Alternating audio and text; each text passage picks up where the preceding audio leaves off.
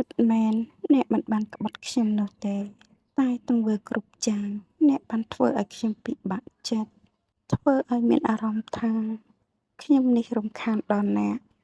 មានអារម្មណ៍ថាខ្លួនឯងមិនសំខាន់ចំពោះអ្នកពេលខ្លះខ្ញុំសួរខ្លួនឯងថាតើអ្នកពិតជាស្រឡាញ់ខ្ញុំដែរឬទេអ្នកមិនខ្វាយខ្វល់ហើយទុកខ្ញុំចោលពេលខ្លះខ្ញុំអន់ចិត្តខ្លាំងជាមួយនឹងទង្វើរបស់អ្នកខ្ញុំកេងយំតែម្នាក់ឯងអ្នកក៏ធ្វើជាមិនដឹង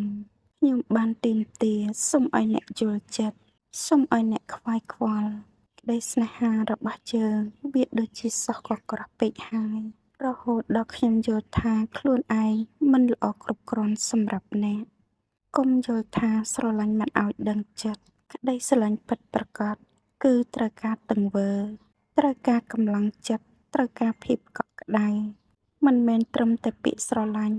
ត្រឹមតែទឹកចិត្តស្មោះពាក្យដែលនិយាយចេញមកគឺពីរោះជាងទង្វើនៅជាមួយគ្នាតែមានអារម្មណ៍ថាឯកោការទាមទាររបស់ខ្ញុំមិនមែនដោយសារខ្ញុំទន់ជ្រាយនោះទេខ្ញុំគ្រាន់តែចង់បានសេចក្តីស្រឡាញ់មួយដែលពេញលេញ